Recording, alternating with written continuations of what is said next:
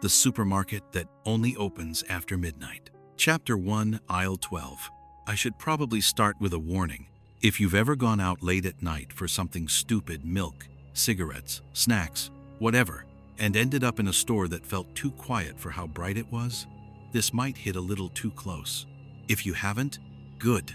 Try to keep it that way, because I used to think all-night supermarkets were comforting, neutral, fluorescent limbo, where nothing really happened and nothing really could. Now, when the clock passes 11:30 p.m., I don't go anywhere. I don't open food delivery apps. I don't even look out the window, because sometimes, reflected in the glass, I see fluorescent aisles behind me that don't match my apartment at all. They match there, but I'm getting ahead of myself. This started, like a lot of bad decisions, with me being tired and thinking I was fine. I was 34, working back-end support for a logistics company that liked to pretend it was a tech startup. That meant long hours, flexible expectations, and a constant stream of emails that all boiled down to, "Can you just handle this real quick?" On the night everything went sideways, I'd been putting out metaphorical fires since 7 a.m. A warehouse system had glitched. A driver had misscanned half a pallet. A regional manager had discovered the caps lock key and was not afraid to use it. By the time I looked up from my laptop, my eyes felt full of sand. The clock on my monitor read 11:42 p.m. I rubbed my face, hit send on one last email, and told myself, "That's it, you're done. Bed." When I stood up, my stomach growled. I'd forgotten to eat dinner. The fridge had half a jar of pickles, an expired yogurt, a single slice of cheese that had turned the color of regret too. The cupboards didn't look much better. Some old pasta, a can of tomatoes, cereal without milk.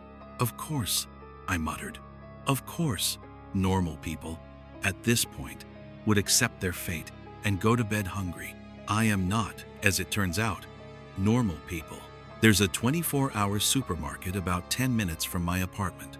I'd been there 100 times after late shifts, early flights, those sad Sunday nights where you realize you're an adult now and no one is going to magically put food in your kitchen for you. All night, bright lights, self-checkout, safe, familiar. I grabbed my keys. If I'd stayed home, if I'd just drunk some water and slept, I don't know where I'd be now. Somewhere better, probably. Back in 20, I told no one out of habit. The apartment was silent. The hallway outside smelled like old paint and someone else's cooking. The elevator wheezed its way down to the ground floor. Everything had the heavy, muffled quality of very late or very early, depending on who you asked. Outside, the streetlights buzzed, orange halos in the damp air. My car started on the second try. The radio came on with some late-night DJ murmuring about traffic on the highway. I wasn't really listening. I was thinking about milk, bread, maybe something actually green. The supermarket sat at the edge of a small, half-dead strip mall. Laundromat, nail salon, a closed pizza place, dark windows reflecting my headlights back at me. The supermarket sign glowed a tired blue over the entrance. "Open 24 hours, it said. I'd never questioned that before. The parking lot was mostly empty, just my car and a dark pickup truck near the back, so caked in dust it looked abandoned. I pulled into a spot near the doors. For a moment, I sat there with my hands still on the wheel, listening to the engine tick as it cooled. Something about the building felt off. Not wrong exactly, just sharper, like the lines of it were too clear. Every window perfectly rectangular, every letter of the sign exactly aligned. I told myself I was being weird. "You're hungry," I said. "You're tired. Go inside, grab your stuff, go home." The automatic doors slid open before I stepped on the mat, like they'd been waiting for me. Chapter 2, Familiar Strangers. The first thing that hit me was the light. Supermarket light is usually harsh, flat. It makes everything look just a little worse. This was worse than that. It was too bright, but somehow also dim, like the light came from very far away. The overhead fixtures buzzed quietly, a hive full of electric bees. Inside, the place looked normal at a glance. Produce section to the left, dull pyramids of apples and oranges. Bakery to the right, racks of bread in plastic sleeves. Long aisles stretching toward the back, each one crowned with a sign listing what was below: cereal, snacks, pasta, cleaning supplies. So far, so boring. But as I stepped off the rubber mat and into the store proper, goosebumps prickled along my arms. It was too quiet. Even late at night, there's some noise in a supermarket. A cart rattling, a distant announcement, some kid complaining, "Muzak, for God's sake." Here, the only sounds were the hum of the refrigerators, the buzz of the lights, the soft squeak of my shoes on the polished floor. No music, no other shoppers, no employees. I paused just inside the doorway. "Hello?" I called out. My voice felt small under the lights. No answer. The only movement came from the automatic doors behind me, sliding shut with a breathy sigh.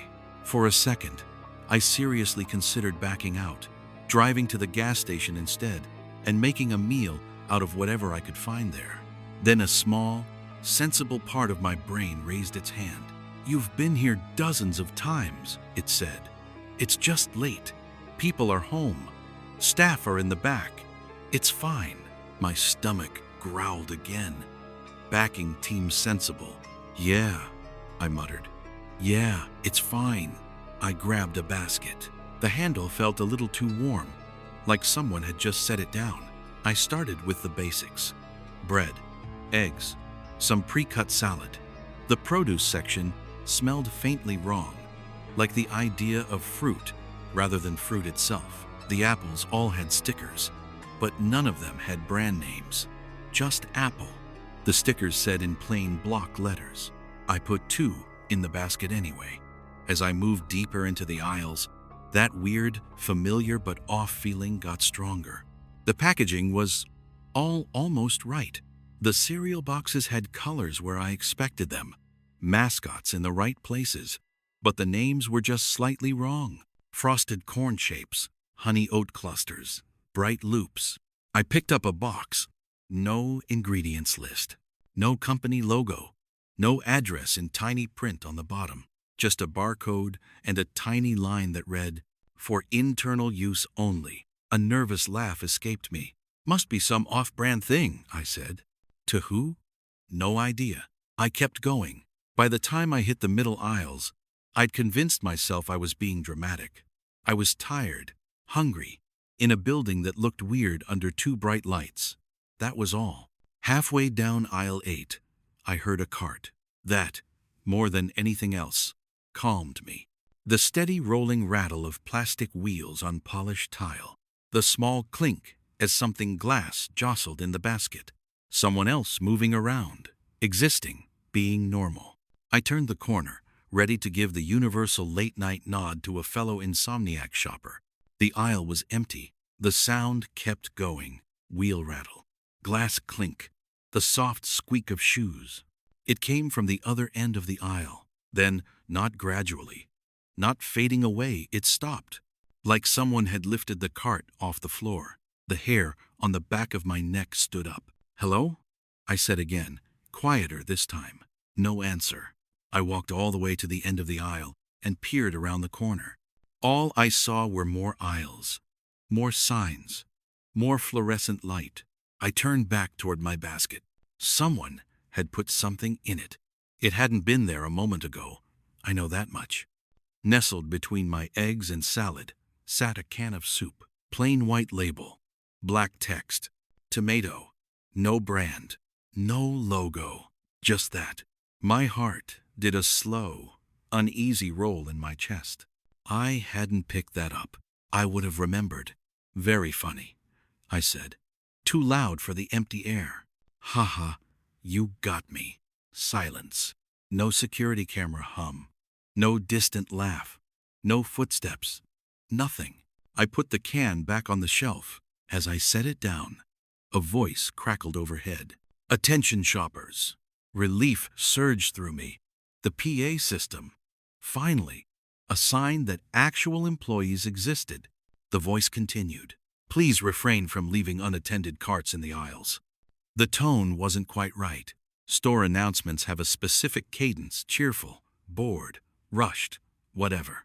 This one sounded like someone reading words phonetically for the first time. The pauses were wrong. The emphasis landed on the wrong syllables. Thank you for shopping, the voice finished, trailing off like it had run out of script. Then a low buzz ate the sound. Silence again. My basket suddenly felt very heavy. I decided I had enough. Milk, bread, eggs, salad. That was plenty. I could make breakfast, and breakfast at midnight is basically dinner. I headed for the front of the store. Halfway there, a man stepped out of an aisle ahead of me. He was in his 30s, maybe. Jeans, dark coat, sneakers, brown hair, tired face. He pushed an almost empty cart, one hand resting lightly on the handle. Relief fizzed in my chest. Hey, I said, before I could stop myself. He looked up. For a split second, I thought I was looking into a mirror. Same nose, same tired eyes, same weird cowlick in the hair that never quite lies flat. Then he blinked, and the details shifted. Not a lot, just enough. His eyes were a shade lighter. His mouth was a fraction wider. You know how AI-generated faces look people-ish, but not quite? Like someone remembered what humans looked like and tried their best? Like that. Sorry, I said quickly. Thought you were someone I know. He smiled. It was almost perfect. No problem, he said. His voice sounded normal. Too normal. Like the pre-recorded voice on a helpline. Quiet night, I added, because apparently my coping mechanism is small talk. Didn't think anyone else was here. Always someone here, he said. My skin crawled. Staff in the back? I asked, glancing toward the empty customer service counter. He tilted his head slightly, like the words were a little unfamiliar. They'll see you at the front, he said. Self-checkout is open. He started pushing his cart again, moving past me. As he did, I saw what he had inside. Nothing normal. No milk, no bread, no snacks. His cart held 3 cans of tomato, a single box of Bright Loop cereal, a package of ground beef, dark through the plastic. No label. Something wrapped in butcher paper, edges damp. I looked up to say something I don't know, and he was gone. Not turned into an aisle. Not walking ahead. Gone. The aisle stretched in both directions. Empty. My throat had gone dry enough that swallowing hurt. Okay, I whispered to myself. You're checking out now. Then you're leaving. This is weird. That's all. Weird things happen. I walked faster. The closer I got to the front, the more wrong things felt. The freezer hum dipped low, like a voice under the floor. The lights flickered in patterns I almost recognized. Shapes seemed to move at the ends of aisles, always gone when I turned my head. I reached the self-checkout machines, 4 of them, all on, all waiting. Their screens showed the same pale blue background, with the store logo just a generic shop mart, and the words, "Scan item to begin." I picked the farthest one from the doors. The scanner beeped when I passed the bread over it. Beep. White bread. $2.49. Okay. Normal. Milk. Salad. Eggs. All scanned with the same mechanical cheer. When I was done, I hit pay now. The screen flickered. For a moment, it went black. Then words appeared. Not the usual card or cash. Not insert chip. Just, welcome back, Evan. I stared. I hadn't put my loyalty card in. I hadn't tapped my phone. I hadn't done anything that should have told the machine my name. Must have read the card in my pocket, I muttered, even though that made no sense. The text changed. You never finished your last shop. A cold, irrational terror slid down my spine. What? I whispered. No one answered. The total appeared on the screen as if nothing had happened. $18.23. Card, I said to the machine, because that's what the world had trained me to do. The reader blinked awake. I tapped my card. Declined? The screen said. I frowned. That's not right. I tried again. Declined. The machine paused. Then, new words appeared on the screen. Leave it this time. My hands trembled. I looked around, expecting to see an employee rushing over to help. Some teenager in a too big vest telling me their system was acting up. The front of the store was empty. Checkout lanes dark. Customer service desk abandoned. Beyond the glass doors, the parking lot lights flared too bright, then dimmed like someone had twisted a dimmer switch. The aisles behind me hummed softly. It took everything I had to lift the basket and carry it to the nearest regular checkout lane. I left it there, full. When I turned back toward the doors, all 4 self-checkout screens had changed. Welcome back, they said in unison. Every one of them. Chapter 3. After Hours. The automatic doors opened too slowly. I half expected them to stop halfway, trapping me between glass and fluorescent light. They didn't. They opened all the way. The parking lot outside looked wrong. The same way the store had looked wrong. Sharper, cleaner, like someone had repainted reality with a slightly different color palette. My car sat where I'd left it. The dusty pickup truck in the back was closer now. I was sure of it. The distance between its front bumper and the paint-chipped light pole had shrunk. Okay, I told myself, almost laughing. Sure, cars move by themselves now. Why not? The laugh came out thin. The air felt heavier here than it had when I arrived, like it had to push past something to reach my lungs. I walked fast. My keys jingled in my hand, too loud in the quiet. Halfway to my car, a voice spoke from behind me. Forgot something. I turned. The man from the aisle stood just outside the sliding doors. He looked exactly the same. Same coat, same jeans, same almost my face. He held my basket, the same basket I'd left at the checkout, full of groceries. Bread, eggs, salad, milk, and on top of everything else, nestled carefully like a prize, a can, plain white label, black text, tomato. I know, that's okay, I said. I couldn't pay. Your machines. He walked toward me. Every step was a little too even. So you leave it, he said. His voice was still normal. It was the words that were wrong. We put it back on the shelf. We always put it back. He stopped about 6 feet away. Under the parking lot light, he looked worse. Not like a monster. Worse, like an impressionist painting of a person. The edges of his features flickered, catching up with where they should be. Up close, I could see his eyes weren't focusing quite right. We don't like leftovers, he said. He held out the basket. Take it, he added. You finished this one. I took a step back. I didn't, I said. I left. I'm leaving. That's it. His smile twitched. Not this time, he said. A car drove by, on the road, beyond the lot. Its headlights cut across us. For a split second, the light caught his face. For that split second, he looked exactly like me. Not just similar. Not just echoes. Me. Same scar at the edge of my eyebrow from where I fell off my bike at 12. Same mole under my jaw. Same tired crease between my eyebrows. Then the car passed. The resemblance blurred. Aisle 12, I said, before I realized I was speaking. There was something about aisle 12. He tilted his head. That's where we keep the returns, he said. My chest tightened. What returns? Things people didn't mean to buy, he said. Things they didn't mean to bring home. He took a step closer. The basket didn't sway. Nothing in it moved. We put them back, he repeated, so they don't follow you. I looked down at the can. Tomato. My fingers tingled.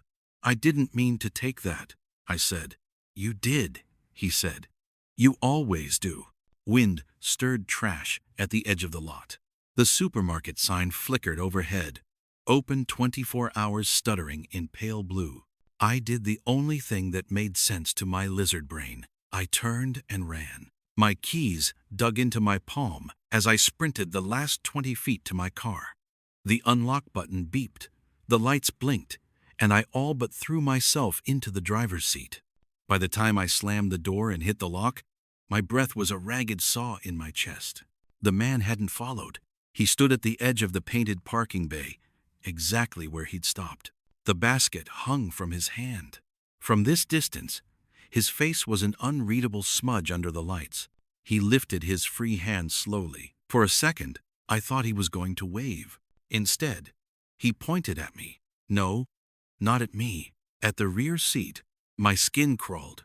I turned, slow as oil. The back seat was empty. No groceries, no passengers. Just an impression on the fabric. Like something heavy had been sitting there for a long time and had only just gotten up. The interior of the car smelled faintly of tomatoes. I faced forward again. The man was gone. The supermarket stood still and bright, a box of light in the night. The sign flickered.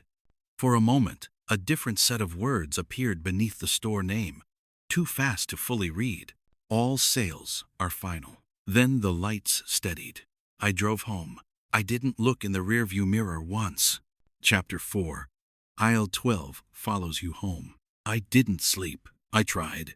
I lay in bed with the covers up to my chest, the way I used to as a kid when I was scared, staring at the ceiling while my heartbeat shook the mattress. Every time I closed my eyes, I saw that can of soup. Plain label.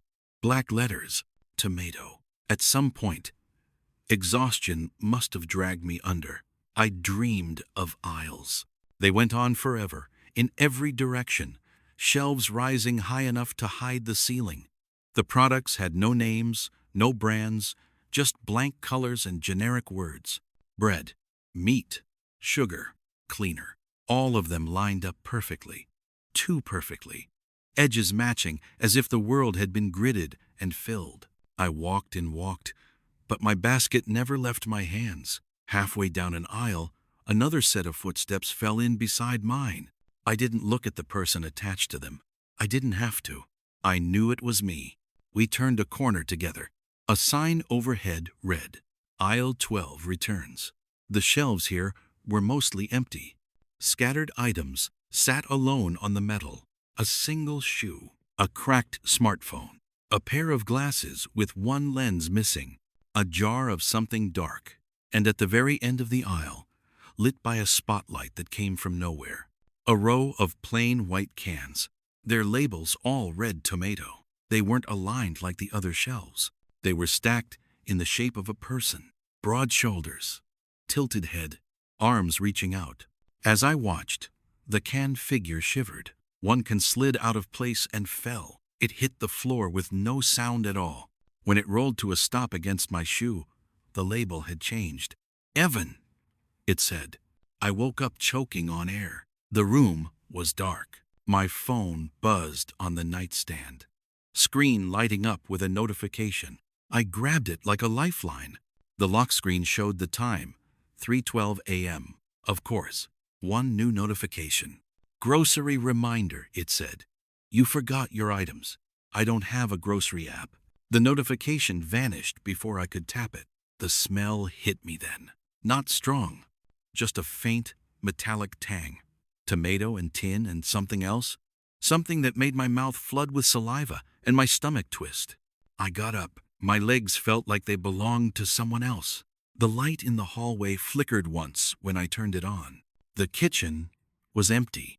Fridge, cabinets, table, nothing on the counters, nothing in the sink, nothing that should have smelled like anything.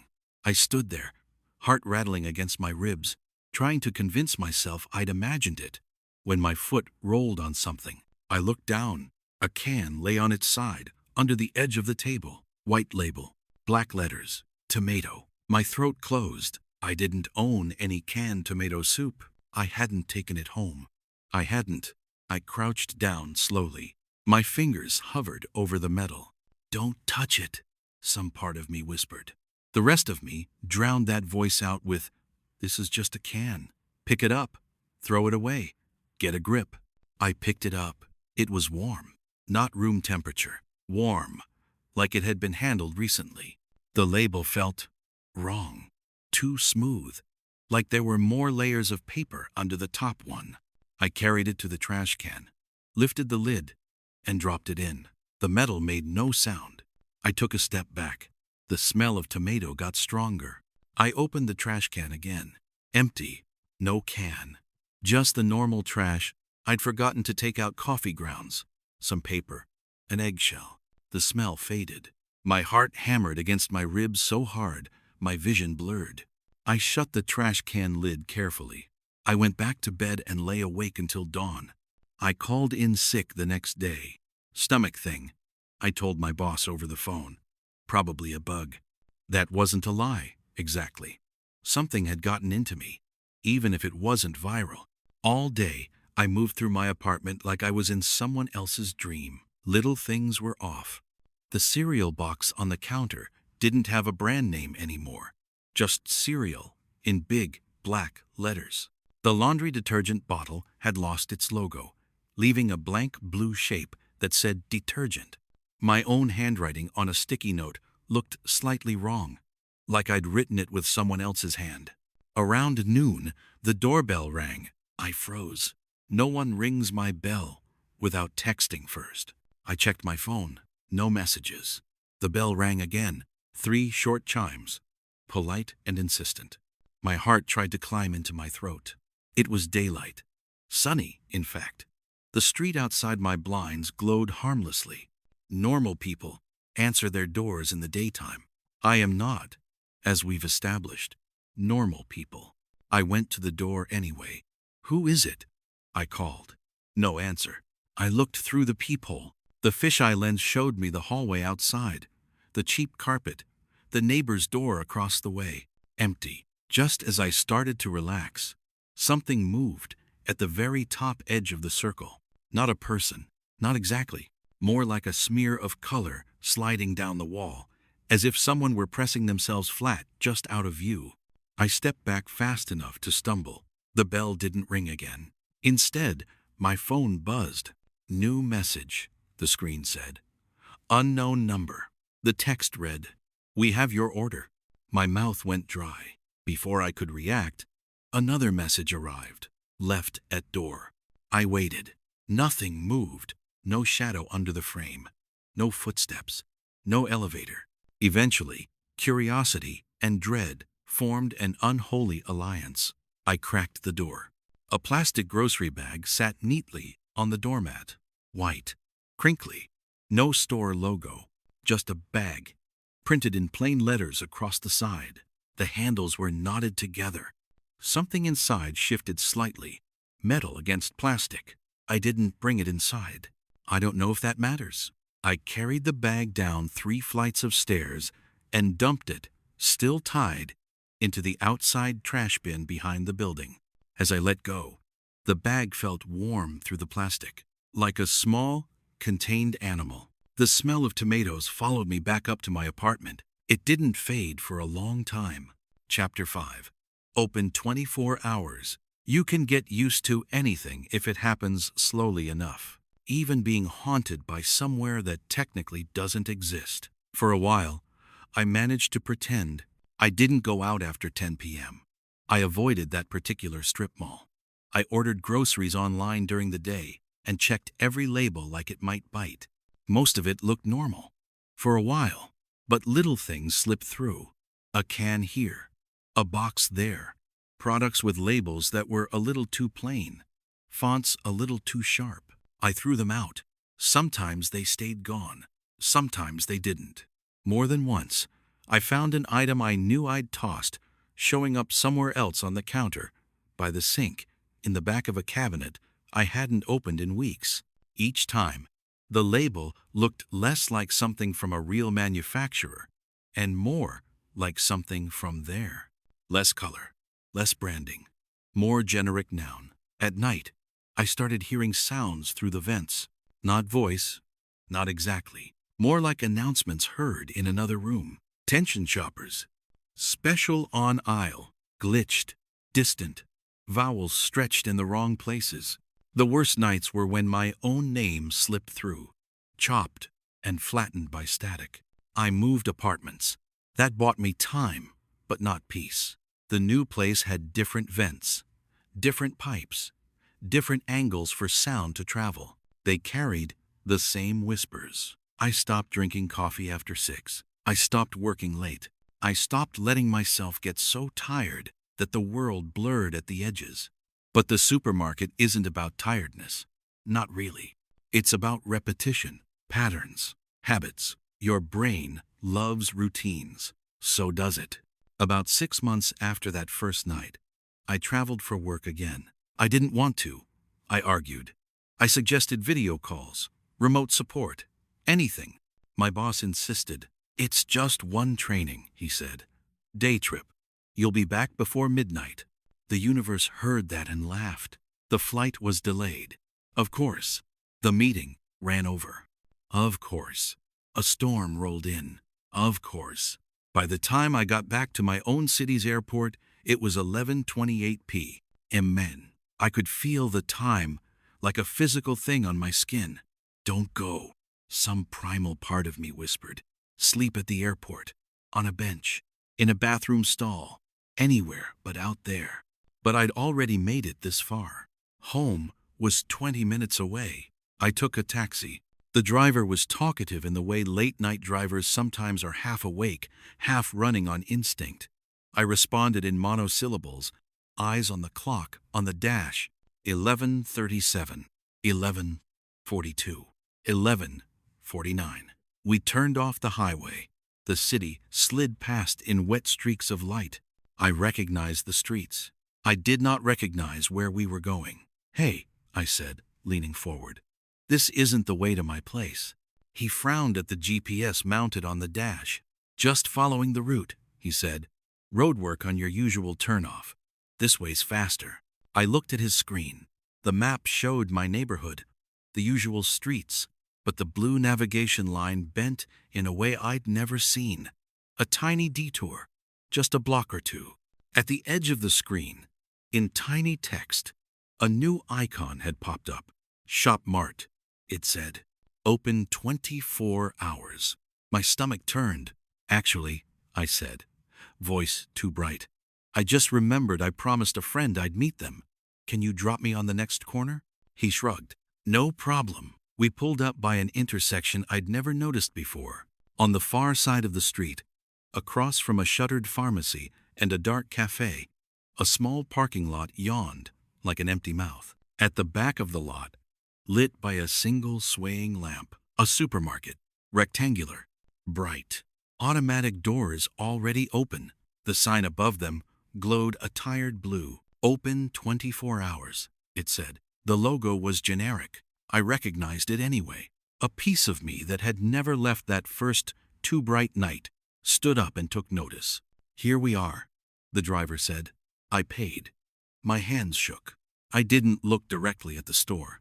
I looked at its reflection. In the taxi window, in the puddles, in the gloss of the asphalt, the reflection showed more than I could see. It showed aisles, stretching away forever. It showed figures pushing carts, their faces turned away. It showed a man who looked almost like me standing in the automatic doorway, a basket hanging from his hand.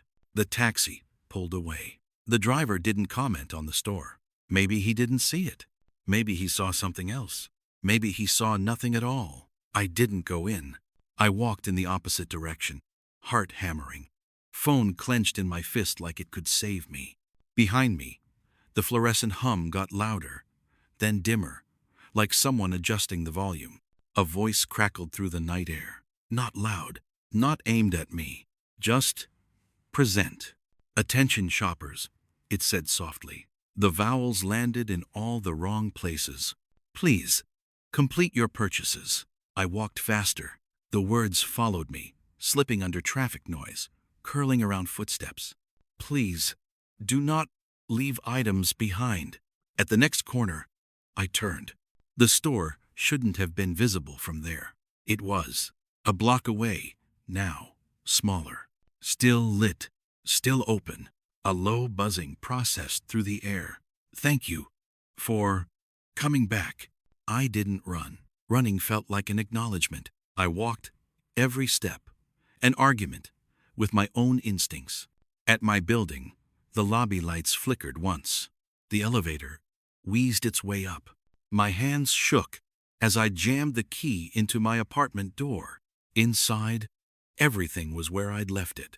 Coat rack, shoes, couch, kitchen. On the counter, a plastic grocery bag sat neatly by the sink. White, crinkly, just a bag. The handles were knotted. The bottom sagged slightly, as if it held something heavy. I didn't open it. It doesn't matter if I did, because that's not how this works. It's not about one bag, one can, one trip. It's about patterns. The supermarket isn't chained to that strip mall, or that taxi route, or that one late-night craving. It lives in the gaps, in tired brains, in half-remembered aisles, in the part of you that goes on autopilot when you're hungry and exhausted and just want to get something small, real quick, no big deal. Sometimes you find a normal store. Sometimes you find it. If that ever happens to you, if you ever step through sliding doors into a place that feels too still, too sharp, where all the brands have been smoothed off and the labels talk to you more than they should, check the self-checkout screen. If it knows your name before you scan anything, walk out. If your basket ever holds something you don't remember taking, put it back. If you hear your own voice on the PA, thanking yourself for shopping, don't look for where it's coming from. And if, God forbid, you ever find yourself past midnight in a store that feels familiar when it shouldn't, with plain white cans stacked in the shape of a person at the end of an aisle labeled returns, don't pick one up. Don't bring it home. Don't give it your name. Because once it knows your order, once it's got you on file, it doesn't really matter where you shop. It's open 24 hours. And it's very, very good at keeping track of what you forgot.